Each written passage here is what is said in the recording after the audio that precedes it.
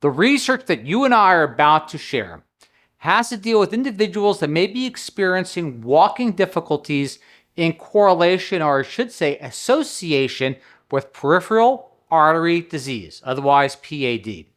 What the researchers did here is they wanted to postulate what would happen if they increased the energy in the muscle.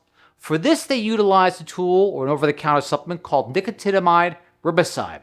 Now, another exploratory outcome in regard to this particular research, besides working to help increase walking distance, was basically it also increased the muscle size, in this case of the gastrocnemius, basically like a large part of the calf muscle.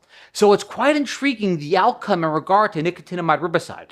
But without further ado, let's get into the research and to show you how promising this may be if conducted, and the results are basically duplicated in larger trials for a lot of individuals suffering from PAD. So